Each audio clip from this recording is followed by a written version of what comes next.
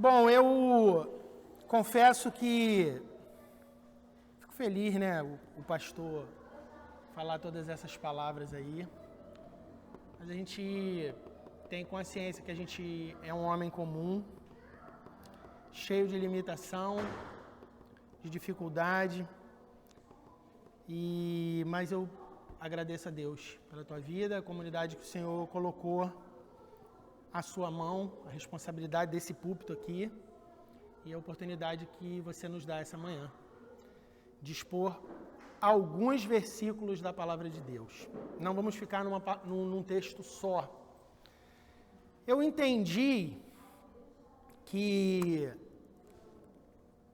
para trazer um professor, eu pensando comigo, né, em casa, sozinho com meus botões, para trazer um professor de hermenêutica, e eu tenho outra matéria também chamada Teologia Contemporânea, que tangencia com a história da igreja, que o pastor Wesley vai passar em algum momento, ela é mais para o fim.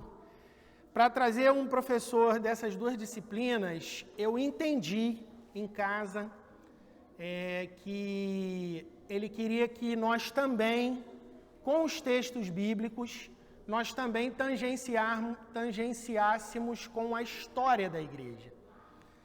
Um tema sola escritura,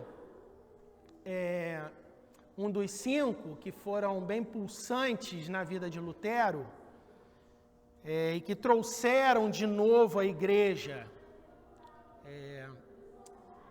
para uma hermenêutica correta da palavra de Deus, eu entendi que ele também queria que nós falássemos um pouco do personagem, por causa do mês, é o mês da Reforma, nós estamos fazendo 504 anos, dia 31 de outubro de 2021, estamos fazendo 504 anos da Reforma Protestante. E o que foi esse movimento? Qual o impacto desse movimento? Eu já vi gente dentro da igreja, irmãos piedosos dentro da igreja, falando que a reforma foi um movimento político. Eu sou aluno de História, estou no 4º período de História, licenciatura, e dentro de História se observa a reforma como um movimento político. Porque não tem espaço para milagre, não tem espaço dentro da história para atuação de Deus, história secular. E nós, como crentes, como servos de Deus, precisamos compreender que adoramos um Deus que é governador de todas as coisas. Todas as coisas foram feitas por Ele, por Cristo Jesus. O Pai usou a sua palavra, o seu Filho, para fazer todas as coisas, criar todas as coisas. Então, isso já derruba uma ideia de que Cristo é a nossa reconciliação com o Pai e precisamos de Cristo só por causa do nosso pecado, para Ele ajustar alguma normalidade que nós temos porque pecamos com Adão. Mas, na realidade, Cristo sempre foi o agente de Deus Pai, a palavra de Deus Pai, para fazer todas as coisas. A criação sempre teve contato com o Pai através de Cristo. Isso não foi só depois que Adão pecou, que precisou ter um plano e coisa e tal. Não. Cristo sempre foi esse mediador. E sempre ficou-nos claro, dentro das Escrituras, ordens expressas do Pai, que já eram, ainda que Moisés fosse escrever o Gênesis muito depois, muitos anos depois, milênios depois, já ficou-nos claro ali que havia a palavra de Deus, as ordens de Deus, os princípios de Deus ao homem, e que ele não podia se desvencilhar disso. E se nós sabemos que Cristo é a palavra, Cristo sempre foi o agente para governar a criatura. Então, assim, eu compreendi, pastor, que, de alguma forma, por causa desse mês, esqueci de falar uma coisa. Por causa desse mês, você queria que também tangenciasse nesse movimento, nesse avivamento histórico, onde a Bíblia ela volta, vejam, ela nunca deixou de ser pregada, ela nunca deixou em algum momento de ser anunciada, ela vai com a reforma protestante ser agora mais pulsante. Houve antes de Lutero, grandes homens de Deus, monges, de dioceses da Europa, Inglaterra, República Tcheca, Itália. A gente vai ver John Huss, a gente vai ver Wycliffe, homens que são tidos como pré-reformadores, que o Espírito Santo fez olhar as Escrituras e perceber que alguma coisa estava errado com as práticas dessas pessoas. E elas conseguiam entender pela palavra de Deus, tem alguma coisa que não está em sintonia. E eles só quiseram pregar a Bíblia. Eles só quiseram anunciar o Evangelho. Eu já vi dentro da igreja irmãos, não, porque a reforma foi um movimento político. A gente não pode se furtar em dizer que a Alemanha, no momento de Lutero, ela não era o que é hoje. Na realidade, nenhum país europeu. Eles eram pequenos principados, não tão governados com territórios que temos hoje. E é óbvio que com todo aquele governo papal, o clero governando todas as coisas, se aproveitou, os príncipes alemães, alguns príncipes alemães, se aproveitaram daquele movimento para se passar o cerol na cabeça dele, passará na nossa também, e todos morreremos aqui. E eles se aproveitaram daquele movimento ali, religioso, parte divina do Espírito Santo, para um movimento político também, para se desvencilhar das amarras do clero. Isso aconteceu em vários países. Houve revoltas também, enfim. Porque sempre em meio às atuações divinas, e veremos hoje com Lutero e veremos hoje com Paulo. Vou tentar fazer um meio de campo entre os dois personagens. Sempre haverá aqueles que terão o desejo de se aproveitarem de alguma coisa em prol de si mesmo. Tem um movimento acontecendo ali, eu vou embarcar, pegar aqueles crentes ali, de alguma forma, e vou conseguir fazer aquilo que eu quero, e no final a gente não sabe se a parada foi espiritual, foi política, foi cultural, e é essa a ideia que algumas pessoas têm. Peço que vocês abram a palavra de Deus em Atos 19, versículo 20. No primeiro momento leremos só este verso, e por ser um tema que eu precisarei tratar das Escrituras, a gente precisará passear em alguns textos essa manhã. Atos 19, 20. Curtinho, 2 linhas, chega nem a 2 linhas.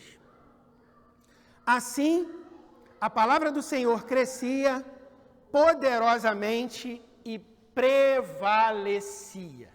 Tomava conta de toda a Ásia. Esse texto aqui, Paulo está em Éfeso.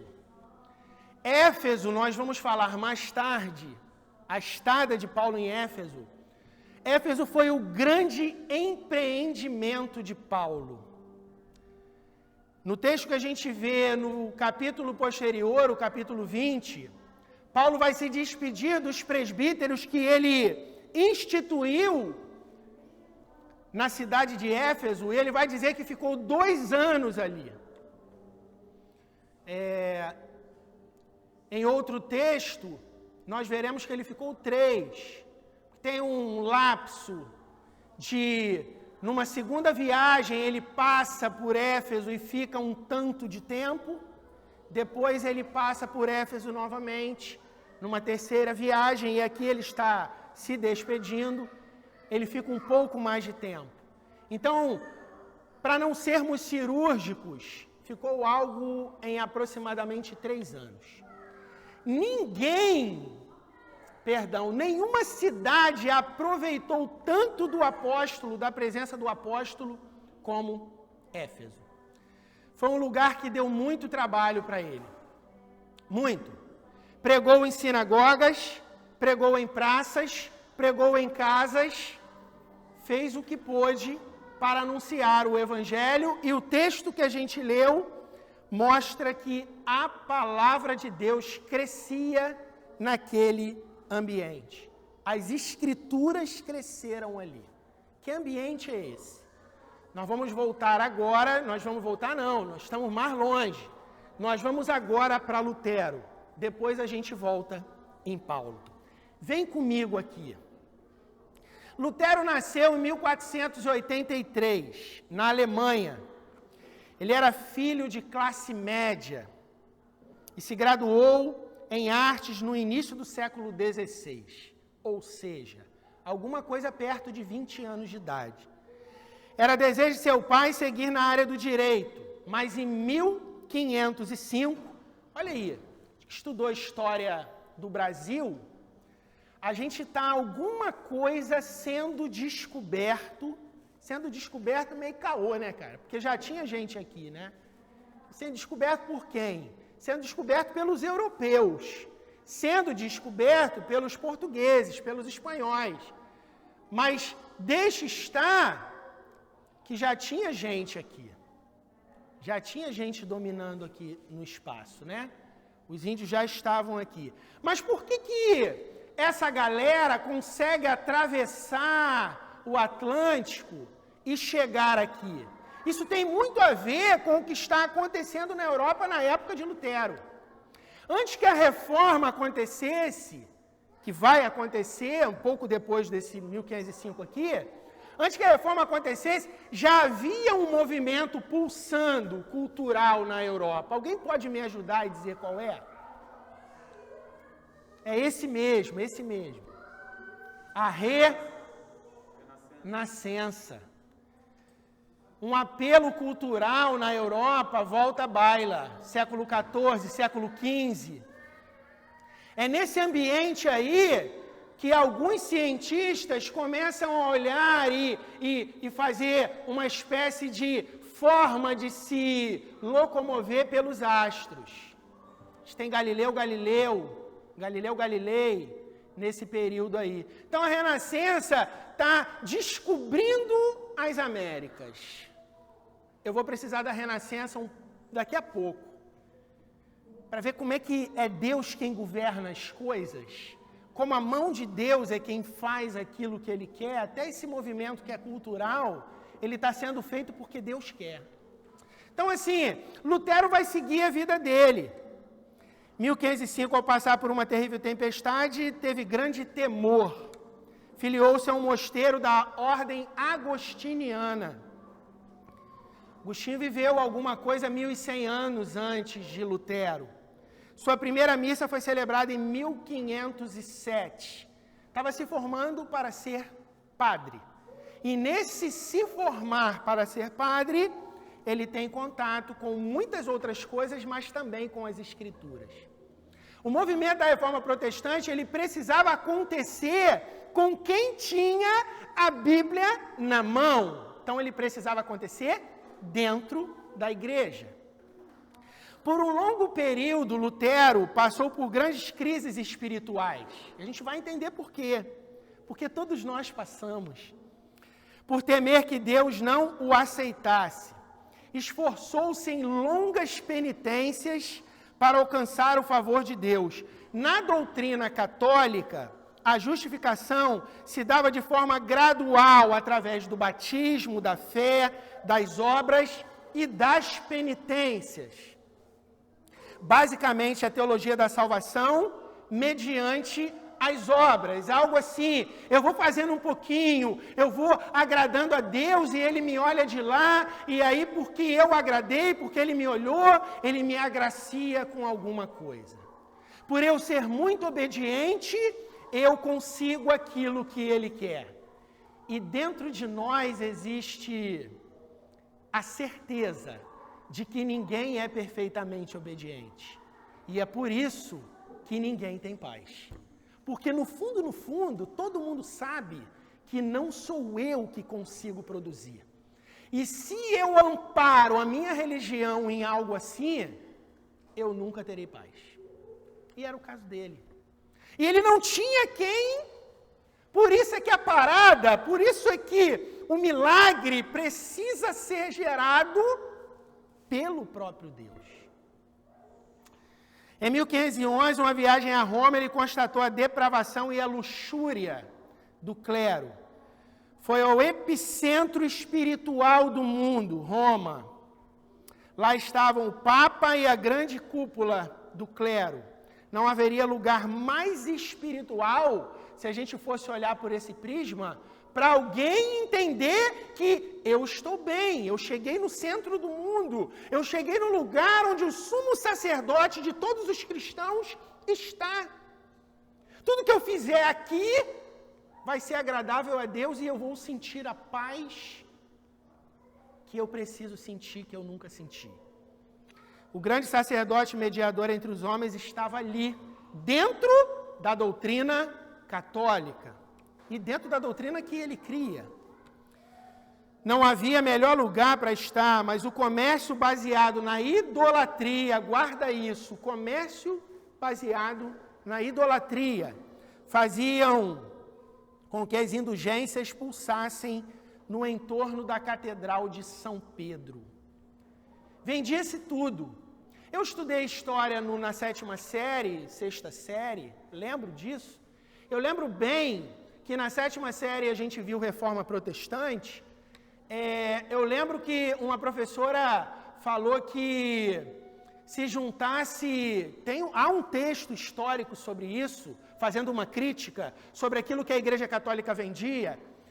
A professora falou que se juntasse todos os pedacinhos de madeira que a Igreja Católica dizia ser a cruz de Cristo, daria para pegar do leste ao oeste da Europa, colocando eles em fila indiana. Tamanho comércio e a depravação. Compra esse pedacinho, então, mas eu já comprei, mas tanto pedacinho, tanto pedacinho, tanto pedacinho. Caô. Né? Ainda em 1511, seu mestre Johann Staupitz disse que para ele se preparar para o doutorado. Seria um grande pregador. Pouco tempo depois, ele passou a ensinar a Bíblia, o Wittenberg, ensinou Salmos, Gálatas, Hebreus e Romanos. Ele percebeu no capítulo 1, verso 17, que somente pela fé em Cristo alguém se torna justo perante Deus. Contato com a Bíblia. Contato com as Escrituras. O texto que Paulo, 1500 anos antes de Lutero, vai dizer que sem a pregação da palavra é impossível alguém ter fé. Eu já vi dentro da igreja também, irmão, alguma coisa assim, não. Os índios lá, porque se ninguém pregar para os índios, ele é salvo por causa do sol.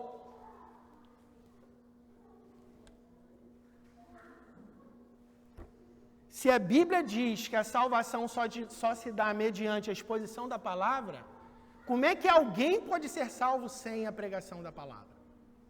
São coisas que a gente vai criando e vai tomando campo dentro da igreja, e que a gente vai repetindo, e que vão se tornando verdades, que de forma que se o índio vai ser salvo por causa do sol, por causa da nuvem, por causa da árvore, por causa do rio que ele vê, para que a gente precisa mandar missionário a algum lugar se no final todo mundo vai ser salvo de alguma forma que está fora da palavra? São coisas que não existem, mas a gente vai fazendo, vai falando, vai repetindo. Não sabe nem muito bem onde está escrito. E a gente, de alguma forma, por causa desses conceitos que vão se consolidando, a gente vai se afastando das Escrituras. Ele fala assim, Lutero: comecei a entender que a justiça de Deus significava aquela justiça pela qual o homem justo vive mediante o dom de Deus. Isto é, pela fé. Ele falando: aqui eu senti que estava nascendo completamente de novo e havia entrado no próprio paraíso através de portões abertos. Pouco tempo depois, em 1517, com o intuito de debate, eu estou aprendendo um negócio que eu estou olhando dentro da igreja e não estou vendo par para isso. Eu não estou vendo que aquilo que os apóstolos deixaram tem a ver com a prática que eu estou vendo com quem deveria estar praticando. E ele queria debater, uma universidade. Só isso. Disse que, num primeiro momento, isso impactou aquele lugar, aquele bairro, aquela cidade, mas por causa da imprensa que a Renascença havia inventado, o homem não inventa nada, né? É Deus quem dá essas condições. Todas aquelas teses foram para aquele mimeógrafo da época. Quem lembra de mimeógrafo aqui? Só os mais antigos. Né? Os mais experientes, entendedores e tal, professores, coisa e tal. Cheiro de álcool, né? É verdade. Tinha um negócio lá que manchava. Não era esse mimeógrafo da década de 80, 70, 90, inclusive. Eram outros, obviamente, né?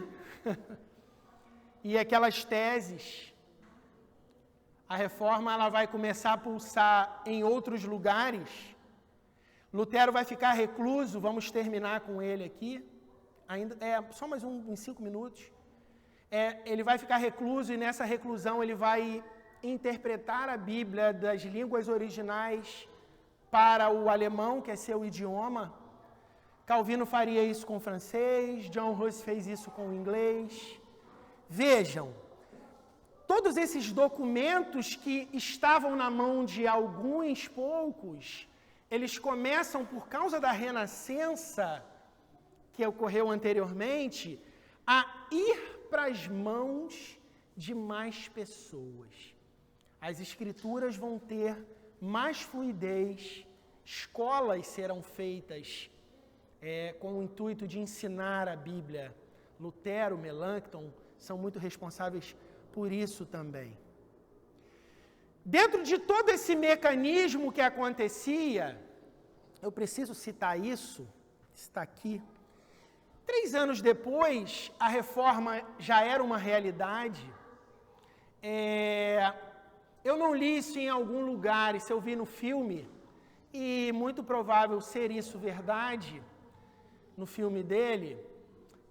Eu lembro que há umas pessoas fugidas de outros mosteiros, fugidas de outros conventos, que procuram Lutero na cidade dele, perguntando: o que eu faço?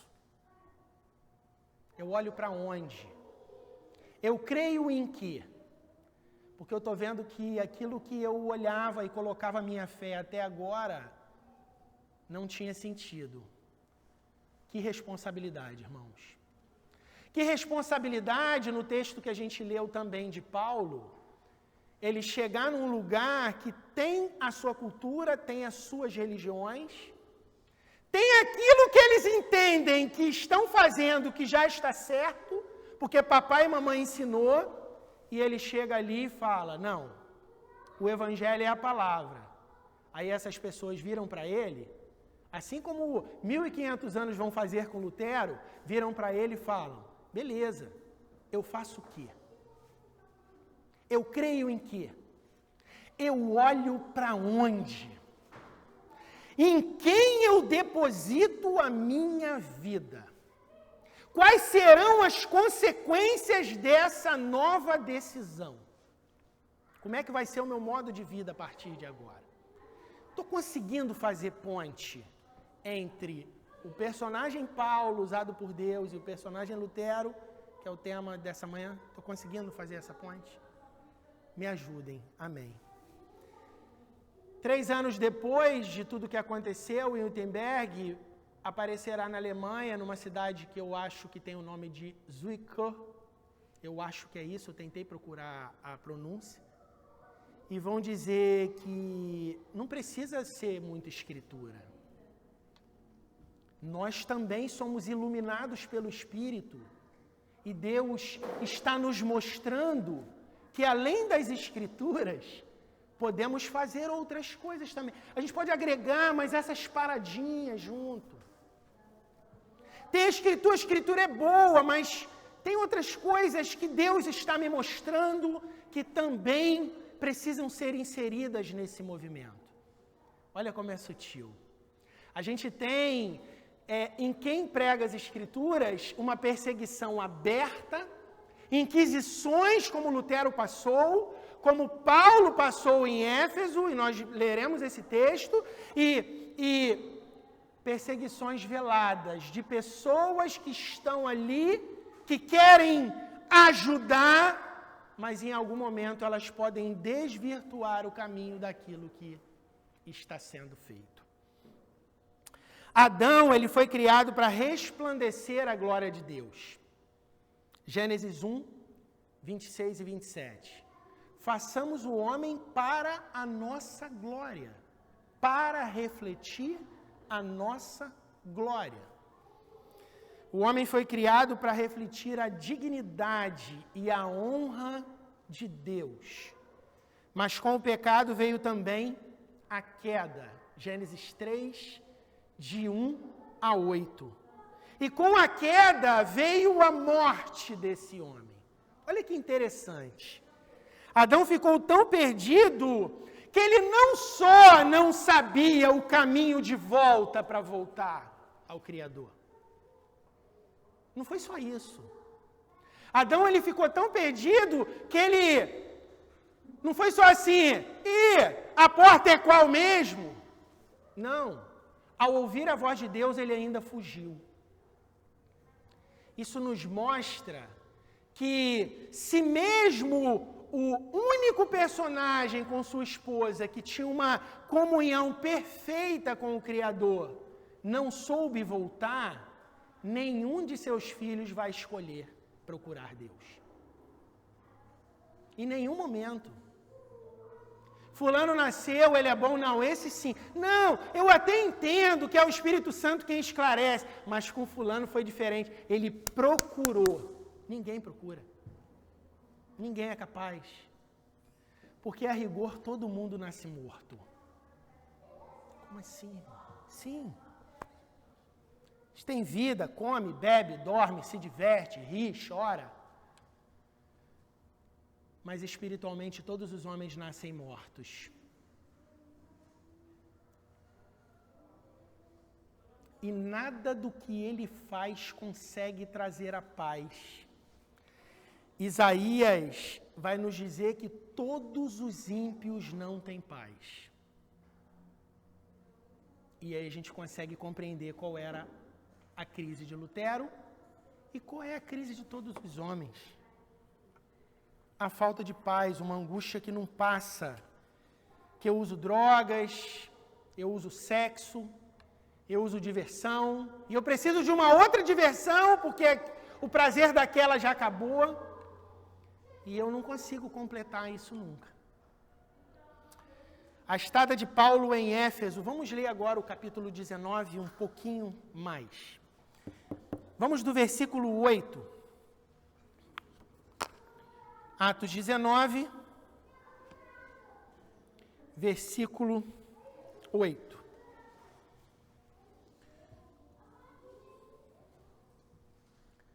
Entrando na sinagoga, falou ousadamente por espaço de 3 meses, disputando e persuadindo-os acerca do reino de Deus. Olha para mim aqui.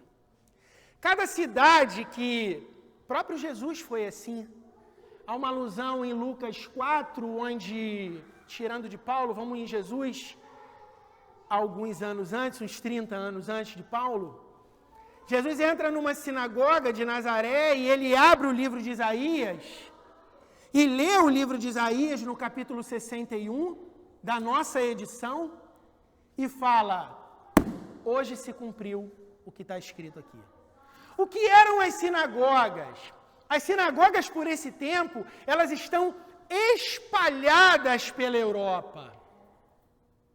Era necessário, numa cidade onde houvessem alguns mestres judeus, abrir uma sinagoga para que aquelas famílias de judeus daquela cidade gentílica não se perdesse na sua lei.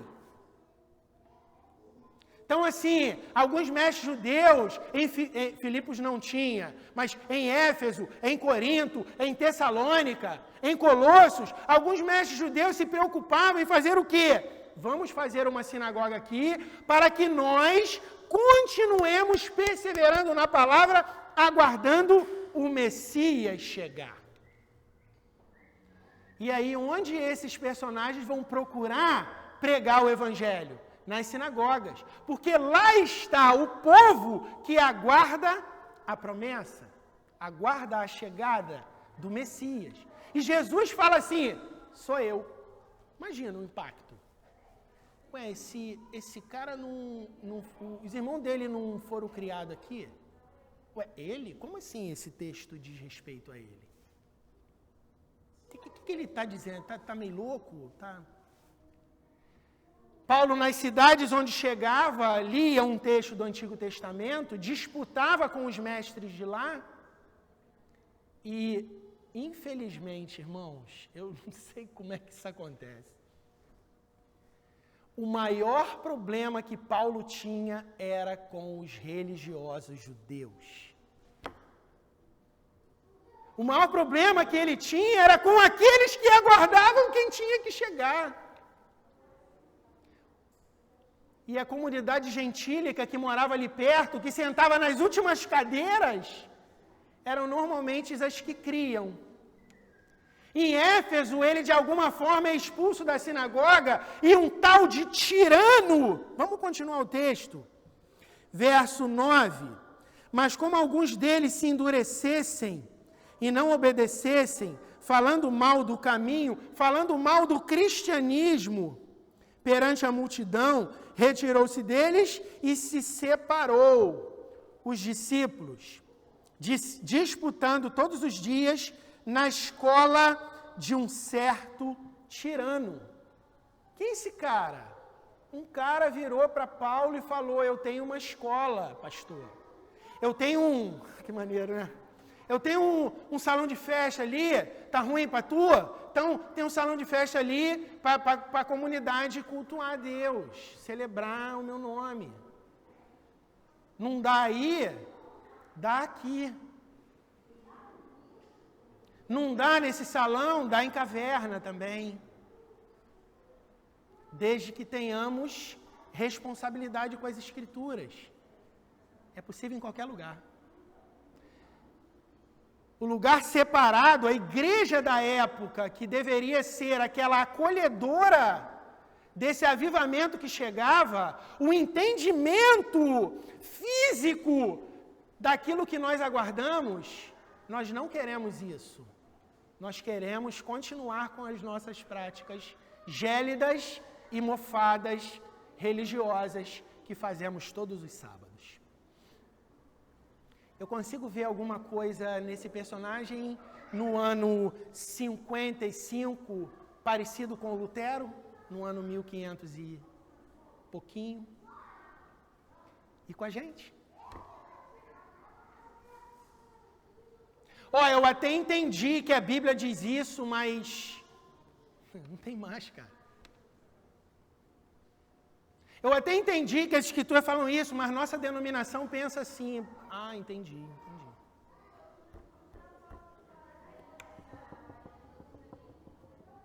Amém? Durou isto por espaço de 2 anos, de tal maneira que todos os que habitavam na Ásia ouviram a palavra do Senhor Jesus, tanto judeus como gregos. Olha para mim aqui. Ninguém sabe como a igreja de Colossos foi fundada. Nós estamos em Éfeso. Na cidade litorânea de Éfeso. Ninguém sabe como a igreja de Colossos foi fundada. Paulo escreve uma carta para lá sem nunca ter ido lá. Tem um problema lá de compreensão acerca da pessoa de Cristo, e Colossenses é o maior documento sobre isso, que aborda todos os aspectos da pessoa de Jesus. Paulo escreve um documento para lá e ninguém sabe como Colossenses nasceu. E uma especulação existe em cima desse versículo aqui. Que, de alguma forma, com toda a Ásia, aquele epicentro em Éfeso, entendendo como jogamos uma pedra numa água, toda a Ásia vai usufruir da pregação com os discípulos dos discípulos, os discípulos desses discípulos, e de alguma forma chegou em Colosso. Os irmãos estão entendendo? Estou sendo muito chato, pouco chato.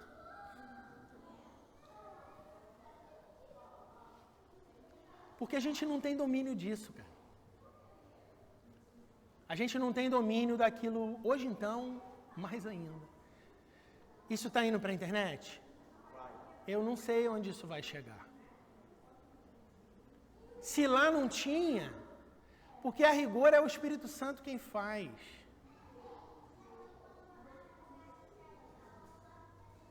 A gente não sabe, porque a obra é dele.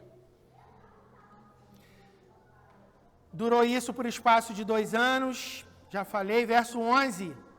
E Deus, pelas mãos de Paulo, fazia maravilhas extraordinárias. Vem comigo aqui. Parece aqui que esse foi uma espécie de seminário. Era uma escola. Vem aqui, ensina pra gente. Tem gentio envolvido. E parece que tem um seminário aqui das doutrinas centrais da fé cristã. O fato é que a palavra de Deus está sendo pregada. Verso 12, de sorte que até os lenços e aventais se levavam do seu corpo aos enfermos, e as enfermidades fugiam deles, e os espíritos malignos saíam. Se um dia você quiser uma explicação hermenêutica sobre esse versículo, a gente bate um papo. Aqui em Monte, culto de libertação às sextas-feiras, baseado aqui, traz foto, coisa e tal. Mas ninguém faz isso. E não foi Paulo quem fez isso, esfregaram a parada nele e levaram lá. Enfim, não tem um ensino aqui para fazer isso. Eu, pelo menos, não vi. Tá bom? Alguns dos exorcistas judeus, tinha uma galera lá que já tinha uma prática de fazer exorcismo, coisa e tal. Judeus, ambulantes, tentavam invocar o nome do Senhor Jesus sobre os que tinham espíritos malignos, dizendo: esconjuro-vos por Jesus, a quem Paulo prega. Eu consigo fazer uma ponte entre os profetas de Zicã, que tentaram de alguma forma se embrenhar num avivamento que Lutero era alguém que Deus usava como responsável, com essa galera que agora está ali, eu estou aqui contigo, Paulo. Essa galera aí, entendi essa parada aí, quer viver junto? Não, isso não. Mas eu sou um amigo do Evangelho. De alguma forma eu vou estar te ajudando em algum trabalho. De alguma forma eu vou estar perto ali, fazendo uma coisinha ou outra que você não queira fazer. Nós estamos juntos. Não estamos juntos não, irmão. A fé é uma só. Eu tenho uma oficina nos fundos da minha casa que de vez em quando alguns camundongos aparecem. Eu tenho uma labradora que já é uma senhora Era ela e a mãe dela, elas gostavam de caçar. Mas eu só tenho a filha agora, que eu perdi a mãe dela tem uns 2 anos e pouco, quase 3, e ela já está uma senhorinha também. Se deixar, ela gosta. Mas eu prefiro botar aquelas comidinhas, os camundongos, porque o camundongo, o rato, ele é inteligente, cara. Se tu botar qualquer parada lá, ele morre e os outros não vêm. Então tu tem que ser mais inteligente que ele. Tem uma comidinha que ele só vai morrer daqui 4 dias. Tem que matar. Eu não tenho outra escolha. Porque aquele lugar já é dele. Não tem como tirar. Aí o que eu faço? Essa comidinha boa que ele vai morrer daqui 4 dias. Aí vem um vem e volta, ó, comida de graça, beleza. Aí, outro dia vem mais 1, 2, aí volta e fala assim, ó, comida de graça, chega, vem a colônia toda comer. Aí o primeiro morre 4 dias depois. E aí, eles não conseguem entender onde está sendo o lugar que eles estão comendo. É isso. E aí vai morrendo toda a colônia, aquela praga. Vamos virar esse texto? Ele acha que aquilo é comida. E às vezes a gente junta veneno com comida, achando, não, mas pelo menos lê um versículo. Mas eu estou um coaching aqui, falando um monte de parada com versículo. E eu falei, não, pelo menos leu a Bíblia, mas pregou. Ensinou o que estava ali. Então, veneno com comida não é comida. Essa galera que vai tentar ajudar Paulo, não está ajudando. Está prejudicando. Esconjuro-vos por Jesus a quem Paulo prega. Os que faziam isto eram 7 filhos de Seva, judeu principal dos sacerdotes. Estava dentro da igreja. A igreja, vem comigo aqui, anterior à igreja que acabou de chegar ali. Respondendo, porém, o espírito maligno, verso 15, disse, conheço a Jesus e bem sei quem é Paulo, mas vós quem sois? Saltando neles o homem que tinha o espírito maligno, assenhorando-se dos 2, pôde mais do que eles, de tal maneira que nus e feridos fugiram daquela casa. 17, olha que lindo isso aqui. Foi isto notório a todos os que habitavam em Éfeso, tanto judeus como gregos.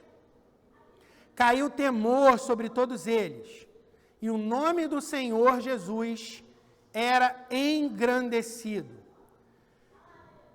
Muitos dos que tinham crido vinham, confessando e publicando os seus feitos. Conversão. Também muitos dos que seguiam artes mágicas trouxeram os seus livros e os queimaram na presença de todos.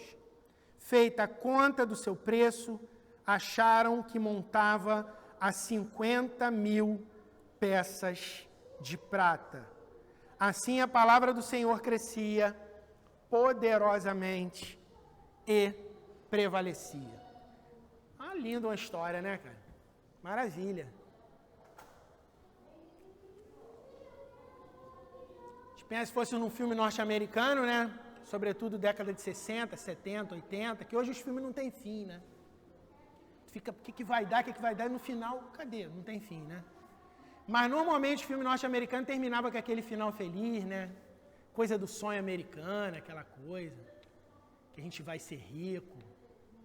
Não está certo eu vou falar isso não, mas eu gosto de falar essas coisas erradas, porque a gente decora, né? A gente somos bons, né, cara? Então a gente pensa assim e tal. Pô, ri aí, gente, por favor. Então, assim, terminasse aqui. Às vezes a gente pensa, maravilha, Deus está comigo e tal, está fazendo uma obra maravilhosa e a gente acha que não vem o... Eu sou militar, eu sou mecânico, né, de voo, e tem uma expressão que a gente usa muito entre os mecânicos, fala assim, retorno de chama. A gente acha que a parada está tudo certo e por causa disso vai ser mil maravilhas. Certamente o retorno de chama vem. Assim como o catolicismo na década de 1520, 1530 vai ter um retorno de chama contrário à reforma, nessa época aqui, o reino do inferno vai se levantar contra tudo que está acontecendo. Imagina o prejuízo que esses livros de artes mágicas vai causar na cidade. Imagina, a gente consegue imaginar aquele marido que se converte e a esposa não? A gente consegue imaginar aquela esposa que se converte, o marido não? Aquele filho agora dentro de uma casa que só tem curimbeiro? A gente consegue imaginar dentro daquela família, aquele domingão, no pagodinho, de tarde, no domingo, com a cervejinha? A gente consegue imaginar? E agora esse menino fala assim, não, eu vou para a igreja. Cara, mas Éfeso era uma cidade pulsante e rica. Éfeso era uma cidade que tinha um porto próspero, entrada e saída de comércio. E a gente sabe que dentro, sempre perto de cada posto, a prostituição toma conta. Tinha um teatro para 25 mil pessoas, uma ágora, um lugar de comércio pulsante. Dinheiro, prostituição, facilidade. É por isso que mais tarde Paulo vai escrever a essa igreja e vai falar sobre impureza. Vocês eram assim, não podem ser mais. Ah, mas a minha cidade, a minha cultura, o meu lugar, minha família é assim, eu não posso renunciar a tanta coisa. Deus sabe da minha sinceridade. Como a gente ouve isso? Deus sabe que eu posso ficar cultivando esse pecadinho aqui, beleza, que Ele sabe das minhas fraquezas. Como é que eu vou dizer não ao meu pai? Como é que eu vou dizer não ao meu marido? Como é que eu vou dizer não à minha esposa? Como é que eu vou dizer não ao meu filho? Como é que eu vou dizer não ao meu patrão? E a gente vai ali cultivando aquela paradinha ali, vai dando comidinha para o mostrinho, entendendo já o que está acontecendo. Está todo mundo entendendo? A gente vai indo com os nossos ídolozinhos, ou nós mesmos, ou alguma coisa que temos, ou a esposa, ou um filho, ou um pai, ou um pastor. A gente vai caminhando, cultivando aquilo. Imagina o impacto que aconteceu em Éfeso. Tal de Demétrio, que era chefe dos ourives, onde ele está aqui.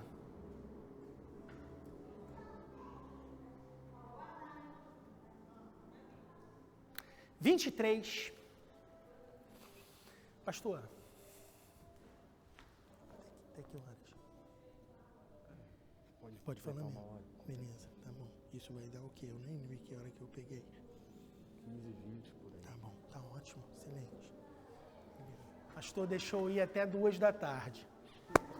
Tranquilo, a mulher. Vamos lá. Aquelas coisas dentro do evangelho que a gente fala, não, Deus quer que você seja feliz, cara. É isso que é importante. Isso é maravilha, né? Ele vai te dar os teus sonhos. Uma vez eu falava, não vou falar disso agora não, depois eu falo. Naquele mesmo tempo, 23, houve um não pequeno alvoroço acerca do caminho de novo. Porque um certo ourives de prata, por nome Demétrio, que fazia de prata nichos de Diana, dava não pouco lucro aos artífices, aos quais, havendo-os ajuntado com os oficiais de obras semelhantes, disse, varões, vós bem sabeis que deste ofício temos nossa prosperidade. E bem vedes e ouvis que não só em Éfeso, mas até quase em toda a Ásia, esse Paulo tem convencido e afastado uma grande multidão, dizendo que não são deuses os que se fazem com as mãos.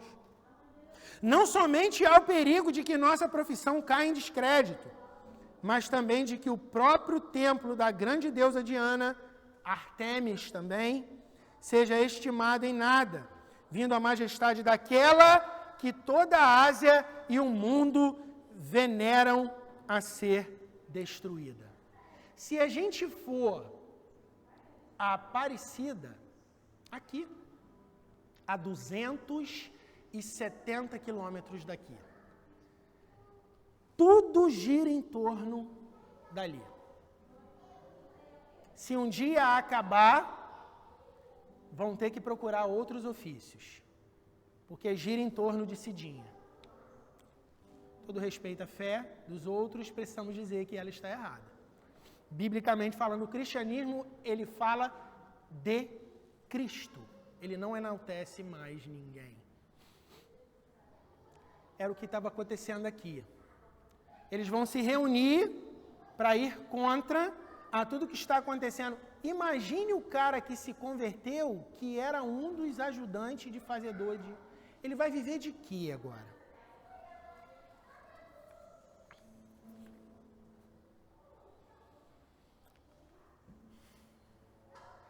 Notem que mais tarde, ao escrever ao pastor da cidade de Éfeso, quem é o pastor da cidade de Éfeso?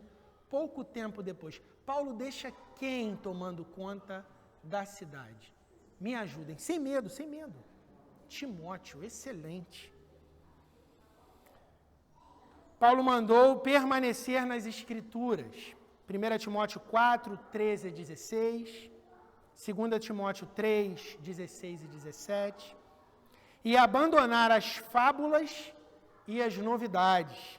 1 Timóteo 4, 6 e 7, 2 Timóteo 2, 15, 16 e 23. É bastante difícil para uma liderança não se render às novidades. Ele precisa ser muito convicto naquilo que crê. Muito entendedor, muito servo, porque é tentador se render àquilo que parece ter dado certo em outro lugar. As pessoas, elas vão atrás de resultados. As pessoas, elas vão atrás de experiências que visualmente parecem ter se consolidado. E é muito difícil, às vezes, a pessoa ficar com 10, vendo o outro ao lado com 500, fazendo algo que parece ter dado certo. Aprendo com as Escrituras, partindo para o fim, irmãos, que só através da exposição dela, da própria palavra, pode-se haver fé. Romanos 10, 17. Como virão se não há quem pregue? A fé vem pelo ouvir a pregação da palavra de Deus. E a santificação também na vida do pecador. João 15, 3. Vós já estáis limpos pela palavra que vos tenho falado. João 17, 17. Pai, santifica-os na verdade. A tua palavra é a verdade. Engraçado, né? Pai, santifica-os na tua palavra, santifica-os na tua verdade. Eu sou a palavra, eu sou a verdade. Pai, santifica-os em mim. Pois as Escrituras são o próprio Cristo. João 5,39. Isso tudo é a manifestação da graça de Deus entre os homens, para a sua própria glória, não para a nossa. O fruto gerado pela limpeza da palavra glorifica ao próprio Deus. João 15, 3 e 8. Deus faz toda a obra para que Ele receba toda a glória. E Ele não divide essa glória com ninguém. Isaías 42, verso 8. Há em certas religiões uma adoração a estátuas, a mártires, a parentes mortos, inclusive, e para elas se canaliza todos os agradecimentos por dádivas recebidas. Dentro da igreja,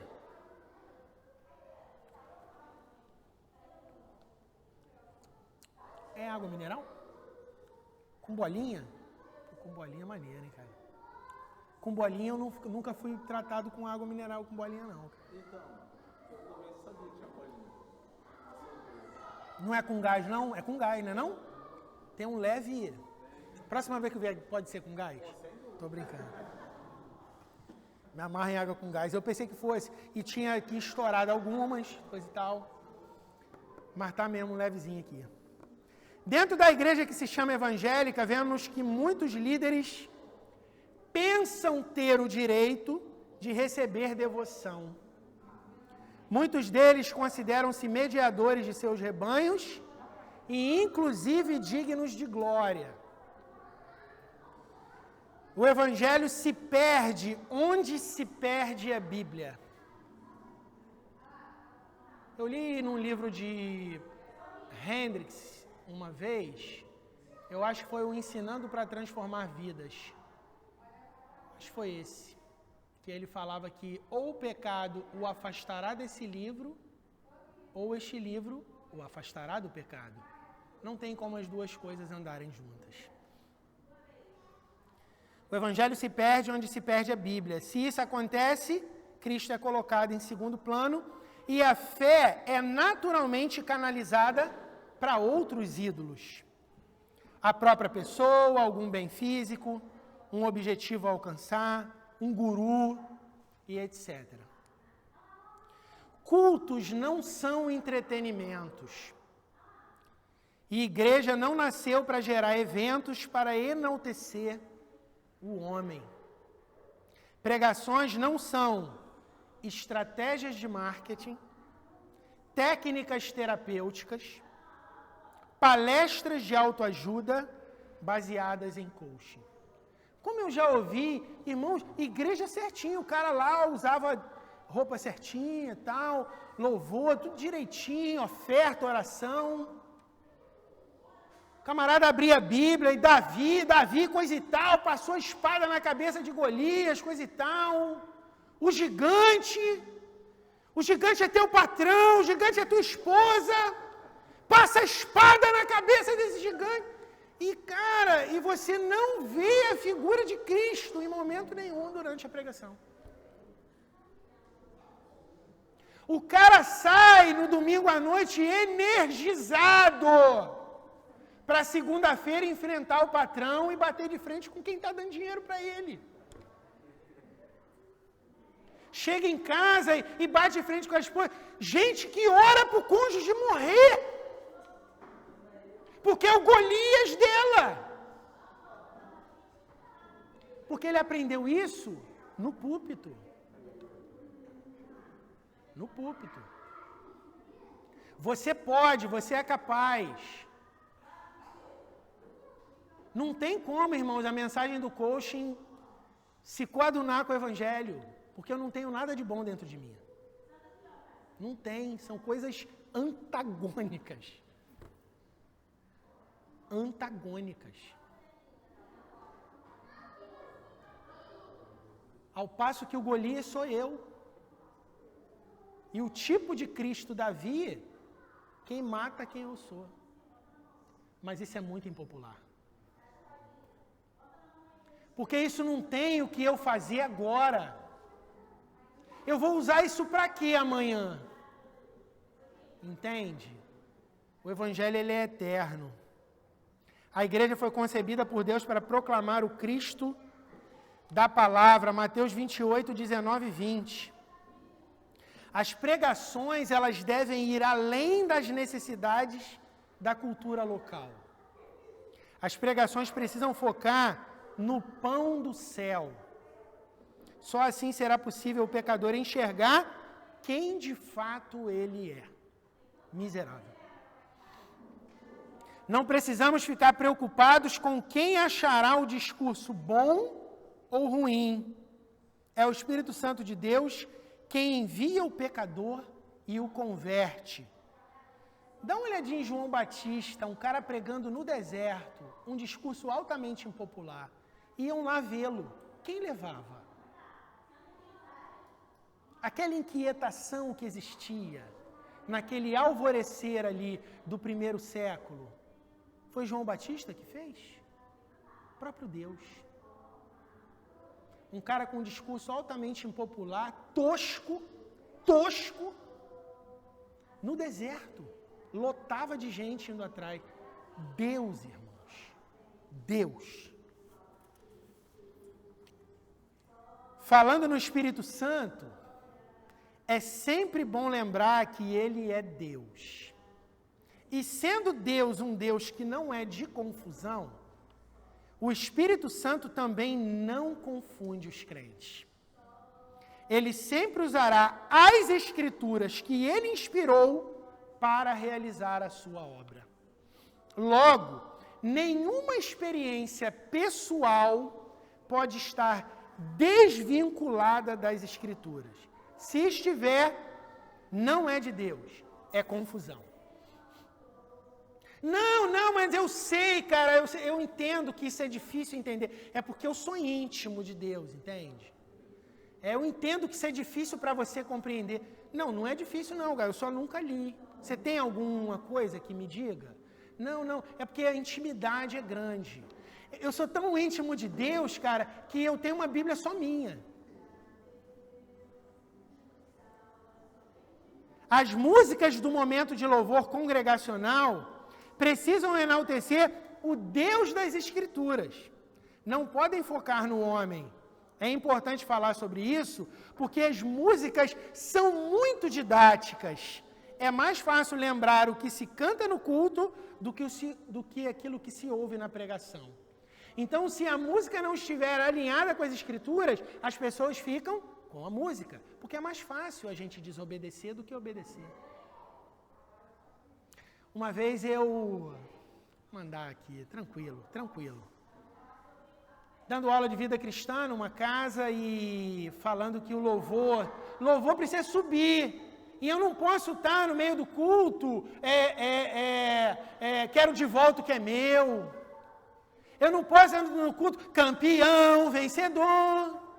Eu não posso estar no culto, cara, quem mandou largar a rede? Não posso, cara. Vira para o irmão, quem mandou largar a rede? Não posso. Que louvor é esse? Isso está enaltecendo quem? Aí eu fui para a cantina, né? Tranquilo, comer meu salgadinho, para voltar para outra aula. Aí a irmã encostou do meu lado e falou assim, irmão, essa música foi minha filha que fez.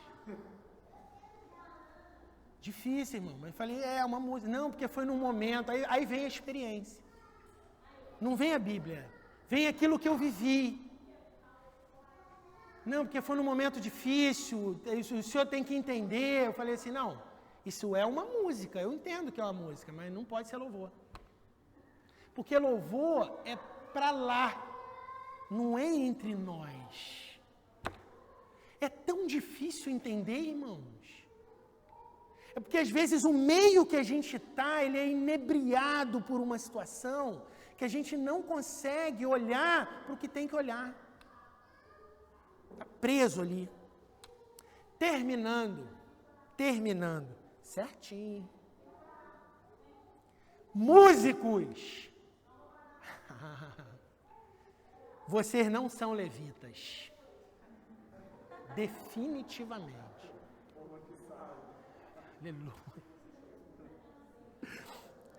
Mas vocês são colaboradores para que a palavra de Deus tenha primazia num culto público. Logo, não negligenciem o ensino bíblico, senão não sei escolher. Vou cantar o quê? Não vou no estudo? Então, não sei. Vocês nunca saberão o que é cantar para Deus se não aprenderem com o próprio Deus. Aleluia. Deus amado, muito obrigado por esse breve período, Senhor, que estivemos cultuando o Teu nome aqui, ouvindo a Tua palavra. Falamos, Senhor, do Teu apóstolo, falamos do Teu servo Lutero na história, mas sobretudo falamos da Tua palavra, Senhor, que deve ser o centro da nossa fé, porque ela enaltece o Cristo de Deus. Queremos ter sempre Jesus como norte em nossas vidas. Clamamos ao Teu Espírito que nos mostre isso a cada dia e nos ensine a andar neste caminho. Perdoa os nossos pecados, imperfeições, que muitas vezes falhamos. Falamos de Paulo, falamos de Lutero, tiveram seus momentos, Senhor, de serem anunciadores do Teu Evangelho. O momento de hoje é nosso, o presente. O Senhor nos levantou para ser esse proclamador. Nos ajude a cumprir esse chamado para a honra e glória do Teu nome. Amém. Deus abençoe essa comunidade.